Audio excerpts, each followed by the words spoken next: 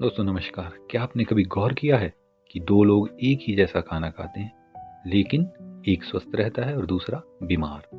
आयुर्वेद कहता है कि भोजन केवल पोषक तत्वों न्यूट्रिएंट्स का नाम नहीं है, बल्कि उसे खाने वाले की मानसिक और शारीरिक स्थिति का खेल है। आज हम चरक संहिता के विमान स्थान से अष्ट आहार विधि के सबसे महत्वपूर्ण और अंतिम भाग को समझेंगे। अगर आप अपनी पाचन शक्ति, मेटाबॉलिज्म को जन्मों जन्मों तक के लिए सुधारना चाहते हैं तो अगले 4 मिनट आपके जीवन के सबसे कीमती निवेश हो सकते हैं। सबसे पहले बात करते हैं उपयोग संस्था की। सरल भाषा में डाइट मैनेजमेंट कह सकते हैं। महर्षि चरक कहते हैं भोजन तब तक औषधि नहीं बनता जब तक उसे नियम से ना खाया जाए। तो नियम क्या है? पहला नियम जीर्णे अश्निया, यानी पिछला भोजन पूरी तरह पचने के बाद ही अगला भोजन करें। क्या आप जानते हैं कि अजीर्ण यानी बिना पचे खाने से भोजन में त्रिदोष बिगड़ जाते हैं।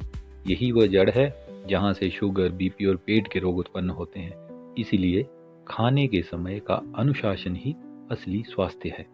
अब आते हैं सबसे बड़े रहस्य उपयोक्ता। उपयोक्ता यानी भोजन करने वाला स्वयं। यहाँ पर एक अद्भुत शब्द आता है ऊक सात्म्य।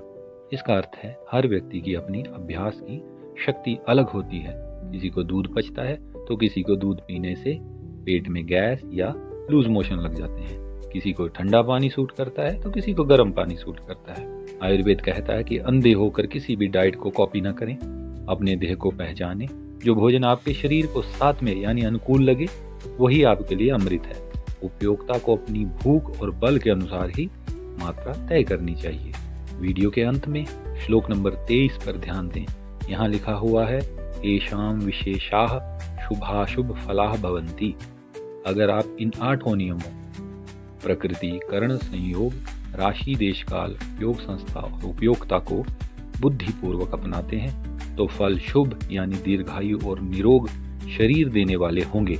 लेकिन अगर आप मोह अर्थात जीभ के लालच और प्रमाद मतलब आलस्य के कारण नियमों को तोड़ेंगे तो परिणाम अशुभ यानी रोग होगा। भोजन करना एक यज्ञ है, इसे लापरवाही से न करें। इन नियमों को अपने जीवन का हिस्सा बनाएं और दवाइयों से मुक्ति पाएं। जानकारी उपयोगी लगी हो तो इसे अपने साथियों से साझा करें। अगले भाग में साधारण नियम जो महर्षि चरक के अनुसार स्वस्थ और रोगी दोनों के लिए लाभदायक हैं, उनकी चर्चा करके इस अष्टविध आहार नियम को कंक्लूड करेंगे। धन्यवाद।